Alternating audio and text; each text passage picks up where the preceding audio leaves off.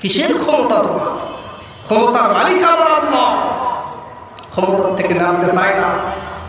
এক ব্যক্তি 4 তলা বিল্ডিং এর উপর উঠে 50,000 টাকা দেবেন খাট, এরপরে 10,000 টাকা দামের তোষক, সেই তোষকের উপরে খাটের উপর শুচ্ছে আর এসি রুমের মধ্যে শয় আর চিন্তা করে আমার বাড়ি, আমার ঘর, আমার খাট, আমার এসি রুম, আমাকে এখান থেকে নামাই কে? রাত 3টার সময় একটা আল্লাহ ভূমিকম্প দিতেছে। ভূমিকম্প শুধু একটা ঝাঁকুনি দিতেছে। যেই একটা ঝাঁকুনি দিতেছে, ওই এত জোরে ওই 4 তলা থেকে নামছে, নিচে নামছে পাশের আরেক বিল্ডিং ওলা নামছে।